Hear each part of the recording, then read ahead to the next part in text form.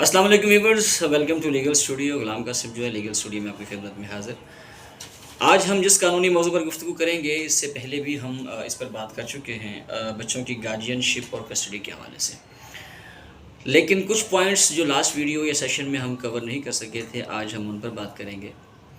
बच्चों की कस्टडी और गार्जियनशिप के हवाले से जो लॉ या जो एक्ट इन्वॉल्व होता है या जिसके तहत ये मैटर्स प्रोसीड किए जाते हैं, that is guardian and ward act 1890, जैसे कि पहले भी हम बात कर चुके हैं। मोस्ट कॉमनली यूज़ और इन्वॉल्व होने वाले section 7, 10, 12 and 25। Section 7 and 10 is exclusively regarding the format of the application, कि एप्लीकेशन कैसे बनाई जाएगी, उसमें क्या क्या चीज़ें जो है वो कवर की जाएंगी, उसका फॉर्मेट क्या होगा, उसका स्टाइल क्या होगा, वगैरह वगैरह। और सेक्शन 7 में गार्जियनशिप के लिए अप्लाई किया जाता है। सेक्शन 12 जो है वो इंटरिम कस्टडी के हवाले से, और section 25 is regarding permanent custody of the minors. जहाँ तक हम गार्जियनशिप की बात करें, अगर हम गार्जियनशिप को पहले डिस्कस करें, क्योंकि गार्जियन एंड वार्ड एक्ट में 3 पॉइंट्स हमें बहुत वाज़े देखने को मिलते हैं। नंबर 1, अगर देखा जाए तो guardian and ward act 3 points पर ही बात करता है मोस्टली।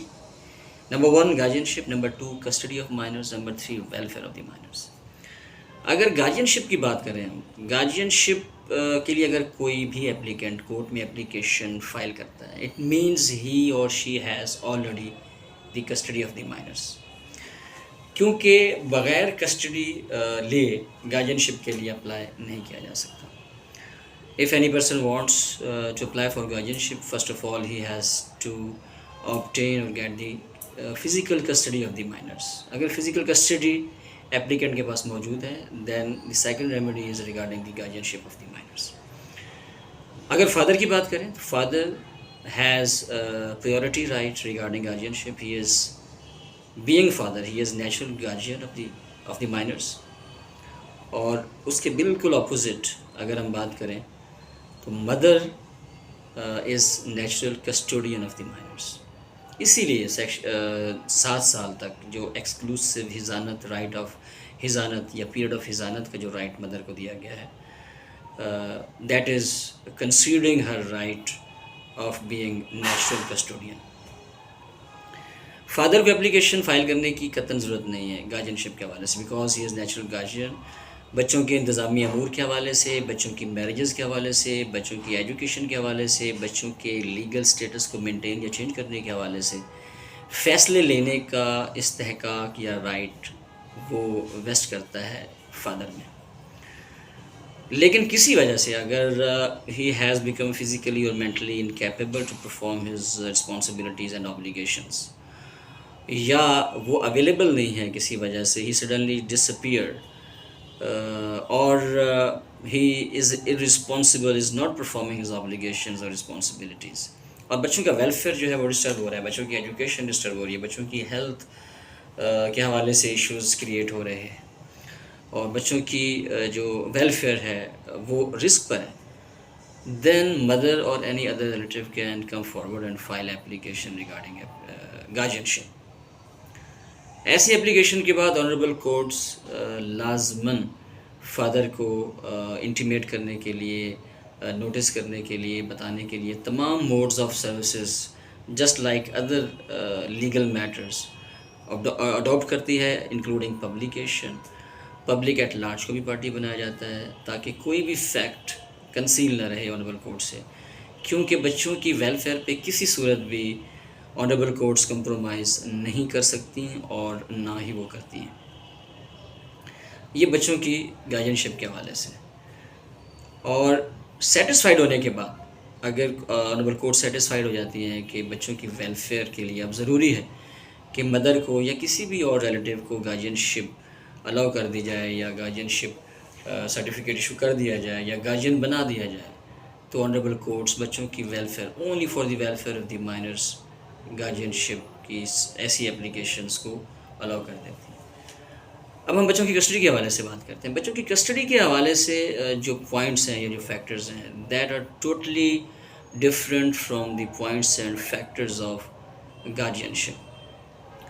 कुछ चीज़ें हमने पहले डिस्कस की थी बच्चों की कस्टडी के हवाले से, और कुछ پوائنٹس جو ہیں جو ہم نہیں کور کر سکے تھے لاسٹ ویڈیو میں، آج ہم ٹوٹلی انہیں پہ بات کر رہے ہیں۔ ہم نے جیسا کہ ڈسکس کیا تھا کہ بچوں کی ایج، بچوں کا جینڈر، یہ بہت سے فیکٹرز میں سے امپورٹنٹ فیکٹرز ہیں۔ تھرڈلی، ایپلیکینٹس کا کرنٹ میریٹل سٹیٹس، کہ ایپلیکینٹس کا کرنٹ میریٹل سٹیٹس کیا ہے۔ اگر فادر یا مدر کورٹ میں گارڈینشپ اپلائی کرنے کے لیے آئے ہیں تو ان کا میریٹل سٹیٹس کیا ہے، کیا انہوں نے سیکنڈ میرج کانٹریکٹ کر لیا ہے؟ اگر کر لیا ہے تو اس سے ان کا کیس ڈیفینیٹلی ویک ہوتا ہے۔ اس کے بعد جس انوائرمنٹ میں وہ رہتے ہیں وہ انوائرمنٹ کیسا ہے، یہ بہت ضروری ہے دیکھنا کہ جس انوائرمنٹ میں اپلیکنٹ رہائش پذیر ہے، مدر ہے یا فادر ہے، سیکنڈ میرج بھی کر لیا ہے، اور وہاں ماحول کیسا ہے، بچوں کی ایجوکیشن، بچوں کی ہیلتھ، بچوں کا کریکٹر، یہ چیزیں ڈسٹرب تو نہیں ہوں گی۔ یہ ساری چیزیں دیکھتے ہوئے کسٹڈی کے حوالے سے فیصلہ دیا جاتا ہے۔ ایک چیز بہت جو ٹوسٹنگ پوائنٹ اکثر جو ہے وہ کریٹ ہوتا ہے یا رائز ہوتا ہے ایسے میٹر میں، وہ میں ڈسکس کرنا بہت ضروری سمجھتا ہوں۔ وہ کیا ہے، وہ ذرا غور سے سنیے گا۔